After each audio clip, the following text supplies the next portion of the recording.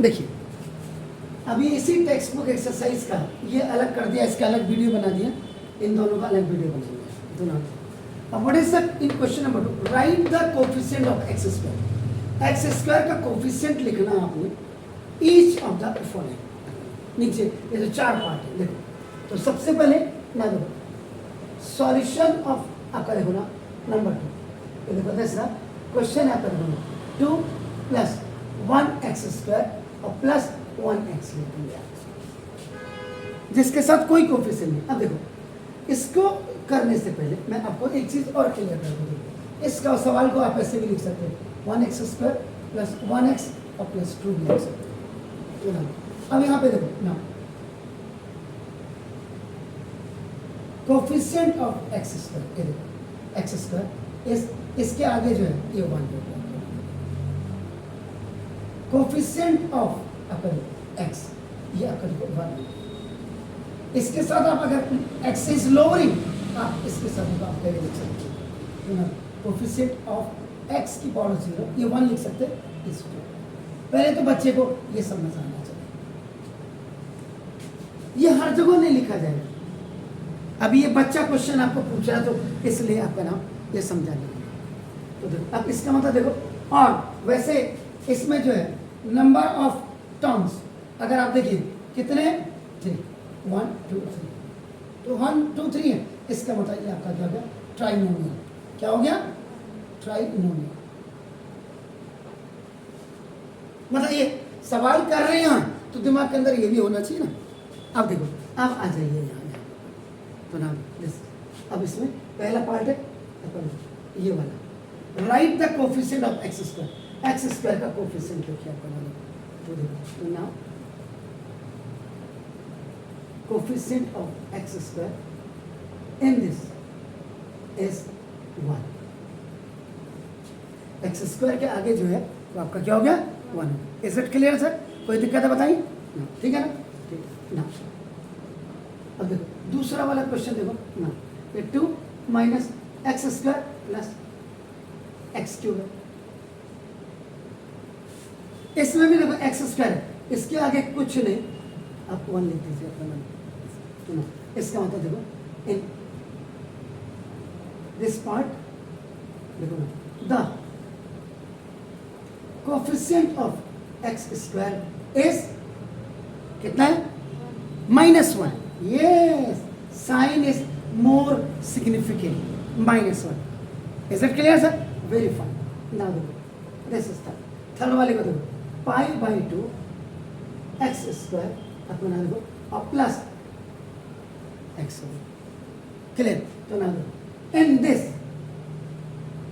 this part now the coefficient of x square is आगे से pi by, आपको पता पाई की वैल्यू कितनी होती है? 3.4। ब्यूटीफुल। पाई की वैल्यू होती 3.14 या पाई की दूसरी वैल्यू होती 22/7। ऐसे लिखे तो जैसे ये पाई बाई 2 है देखो तो पाई का मतलब देखो 22/7 ये देखो और ये बाई 2 ये अलग लिख देंगे। तो देखो यहाँ पे जो फॉर्मूला लगा if a by b is separate and c is separate a by b c हो जाता है। ये देखो तो 22/7 × 2 हो जाता है। देखो अपन ये देखो तो 22/14 तो काट दीजिए 11 तो देखो 11/7 क्लियर पुत्र? तो ना ये हो गया ऐसे आप करते हैं। तो ये था बाकी ओके। तो ना ये अब हम ले लेते हैं 4th क्वेश्चन। Very nice. ना √2x आपका देखो ना -1। तो ना इसमें इन दिस पार्ट आपका ना x square is not present, खाली एक्स है। एक्स स्क्वायर आपका क्या है प्रेजेंट नहीं है। इसका मतलब क्या हो गया देयर इज नो टर्म। तो ना there is no coefficient of x square. X square का कोई कोफिशिएंट ही नहीं होगा। Clear sir? Please do it. Fine, do it please. मतलब first time in my life when from I have started to teach the basically students, जब इतनी मोटी किताबें होती थी, 2008 से पहले का जो सिलेबस था वो तब भी बहुत अच्छा था। और जब आपके पापा लोग पढ़ते होंगे, मम्मी लोग, उस समय इतनी मोटी किताब होती थी मैथ की। आज कुछ भी नहीं है।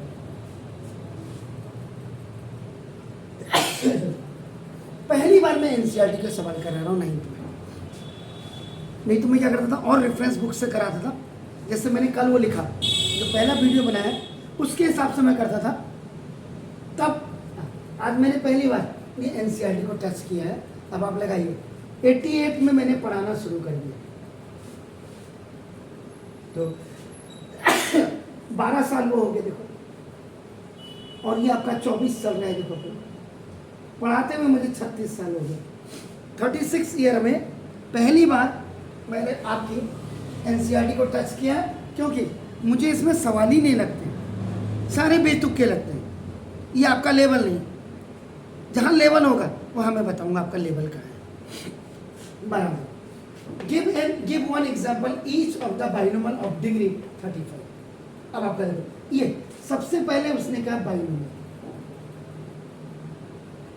तो ना बाइनोमियल क्या होता है? That algebraic expression which has two terms separated either by plus or minus sign। दो, जैसे एग्जाम्पल आपका क्या है? x प्लस वाई भी हो सकता है, x माइनस वाई भी हो सकता है, x square minus y square भी हो सकता है, x cube minus y cube भी हो सकता है, etc। ये बाइनोमियल होता है जिसमें दो टर्म होते हैं। आगे भी माइनस हो सकते हैं, नो प्रॉब्लम। माइनस आपका माइनस एक्स प्लस वाई भी लिख सकते हैं, आपका होना वही वाई माइनस एक्स हो जाएगा। अब क्या कह रहा है देखो, अब यहाँ पे इसका सॉल्यूशन नंबर 3 में आइए। मतलब give one example each of the binomial of degree. अब आपका नाम देखो, डिग्री का मतलब होता है power. Degree means power, power means exponent, exponent mean indices, ये इसके सिनोनिम्स है। तो यानी कि डिग्री आपको कितनी चाहिए? 35 से। इसका कुछ भी लिख सकते हैं आप क्या लिख सकते? जैसे आपने 4x की पावर 35 माइनस 5 कर दिया, तो बाइनोमियल क्यों हुआ? One term and two term both are separated by minus sign और प्लस साइन। आपका प्लस भी हो सकता है, मैंने माइनस लिख दिया, नो प्रॉब्लम, आप प्लस भी कर सकते हैं। आपका समझ रहे? ये आपका 4x की पावर 35 माइनस आपका 5 भी कर सकते हैं। लेकिन क्या बोला? पावर कितनी होनी चाहिए? 35 होना चाहिए। तो इससे मतलब ये मैंने क्यों लिखा? क्योंकि इससे पता लगे कि जो x की पावर 35 है इसका कोफिशिएंट 4 है। अगर नहीं लिखते हैं आपका क्या हो जाएगा? 1 हो जाएगा। Are you getting my point? तो ना आपका क्वेश्चन क्या था? Give one example each of the binomial degree जिसमें 35 है, तो डिग्री 35 आ गई, कोई भी एक लिख लीजिए। और उसके बाद आपका क्या है? मोनोमियल। अब आ जाओ,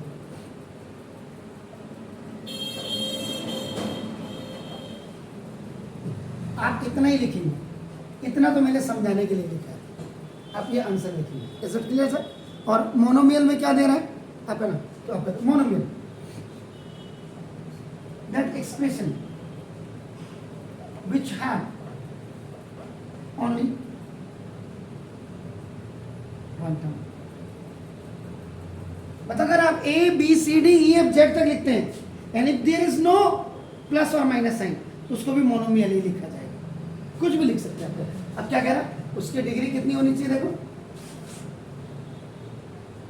डिग्री 100 होनी चाहिए, यानी आप कुछ भी लिख दीजिए और आगे से √2 भी लिख देंगे तो कोई फर्क नहीं पड़ेगा। तो मोनोमियल का मतलब which has only one term, यानी कि कोई आगे से माइनस हो सकता है, ये ऐसे भी हो सकता है, it may be this one, या आपका नाम ये आपका √2 y की पावर 100 भी हो सकता है, या आपका ये आपका 3y की पावर 100 भी हो सकता है, कुछ भी हो सकता है। ऐसे चले तो these are the example of question number 2 please. अब देखिए सॉल्यूशन नंबर 4 में क्या कह रहा है? Right the degree of each of the following polynomial. ये 1 2 3 4 पार्ट दिए हुए, आपका नाम देखो, जैसे अब मैंने I have taken it's first part, तो आपका देखो नाउ 5x³ प्लस 4x² और plus 7x। Is it clear sir? तो ना दो, आपको क्या लिखना है तो देखो ना, दिस इज अब आपका यहाँ पे right the degree of each of the following, तो क्या क्या लिखोगे आप इसमें? डिग्री लिखनी है, तो ना तो इसको the highest power in this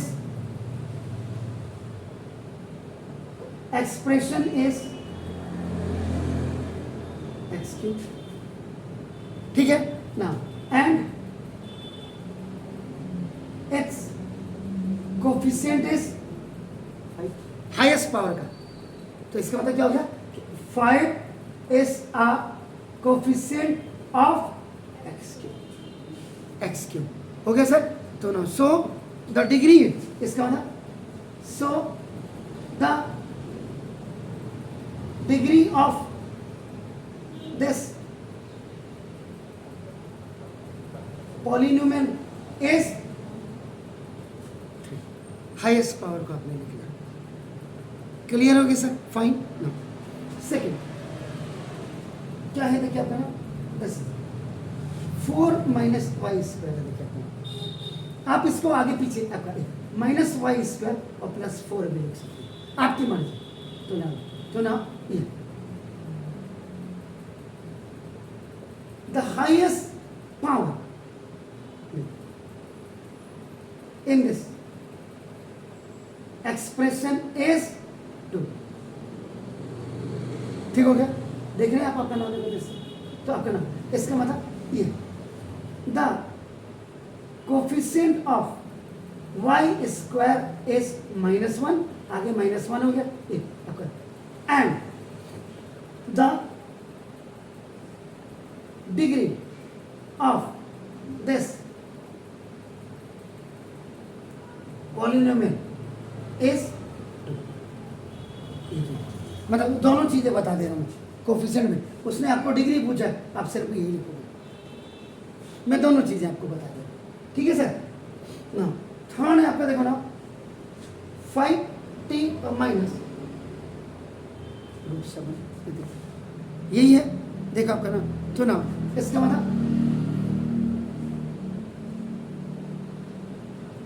the highest power of t is 1।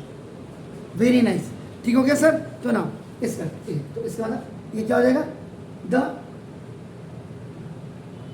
degree of this binomial, वैसे बाइनोमियल है लिखा है इसमें, पॉलिनोमियल वैसे बाइनोमियल है, 2 टर्म्स है आपका, ठीक है ना? इज जो t की पावर आपकी होगी, ऐसे क्लियर? एंड द फोर्थ में क्या है? दिस इज द 3 का मतलब आपका क्या है? आपका ना देखो, तो this is 3, it is a constant. Constant का मतलब जिसके साथ कोई भी वेरिएबल नहीं होता, ना तो x होता ना y होता, तो ना आपका ना विच डिग्री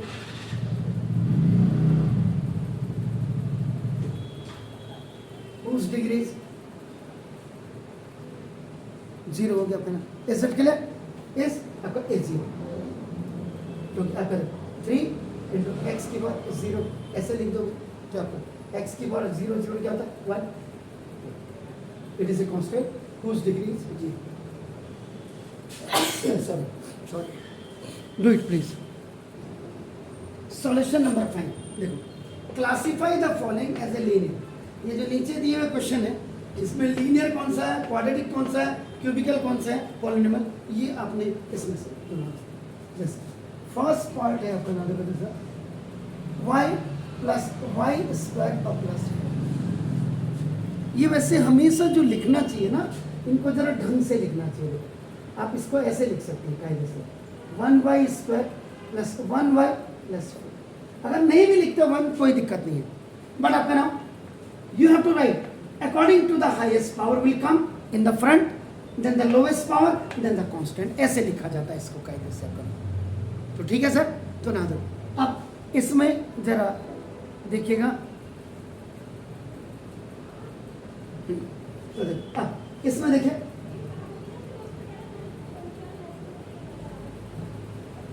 द हाईएस्ट पावर इस कितनी है 2। तो जब हाईएस्ट पावर 2 होती तो ऐसे पॉलिनोमियल को क्या कहते हैं,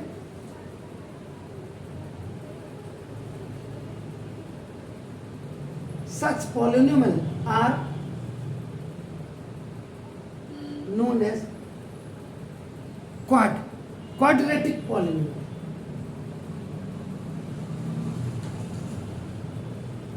इसीलिए 10th में एक चैप्टर है क्वाड्रेटिक इक्वेशन।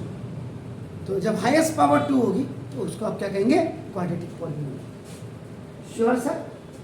नाउ सेकंड में आ जाइए आपका नाम x माइनस एक्स क्यूब। कायदे से इसको लिखना चाहिए माइनस एक्स क्यूब और प्लस एक्स। ठीक है सर। तो नाम देखो this the highest power in this polynomial इस क्या है सर, चलिए हाईएस्ट पावर को देखिए। तो जब हाईएस्ट पावर होगी तो ना is known as cubical. Cubical ठीक हो गया sir, is it clear. Now third आपका क्या sir, y plus y square plus 4। इसको भी अकॉर्डिंग टू लोवेस्ट पावर इसको ऐसे लिखना चाहिए। Is it clear sir. Highest power is 2, so it is a quadratic polynomial. जो a square plus b square plus 2ab वो भी आपका उसमें आपका क्वाड्रेटिक पॉलिनोमियल ही कहेंगे, या ax square plus bx plus c middle term split वो भी आपकी क्या होती है, क्वाड्रेटिक पॉलिनोमियल। ठीक है सर। ना थर्ड 1 प्लस एक्स हो गया, इसको आप पहले x और प्लस 1 लिखो, इसका ये देखो 1 हो गया। तो ना हाईएस्ट पावर इज 1। तो this is known as linear polynomial। 1 power हो तो लीनियर, 2 हो तो क्वाड्रेटिक, 3 हो तो क्यूबिकल। आपके पास इतना ही है। ठीक है सर। फोर्थ में क्या सर, ना टी स्क्वायर। ठीक है, खाली टी स्क्वायर है आपका नाम। तो देखो ना, तो highest power is 2, so it's called क्या कहेंगे इसको, quadratic. That's very fine, quadratic polynomial. God bless you. And the last one is आपका नाम 7x क्यूब। तो ना इसमें आपका देखो highest power is 3, so it is known as, that's very fine, cubicle.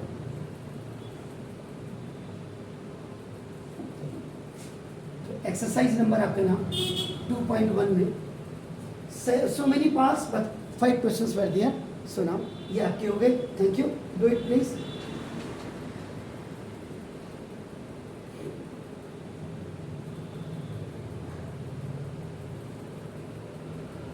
और इसके बाद भी अगर आपको दिक्कत आती है सो आफ्टर रीचिंग होम, अभी तो मैं नहीं जाऊँगा, अभी आपके बाद 10th है, फिर उसके बाद दूसरी कोचिंग में जाता हूँ, नीचे भी खोली है।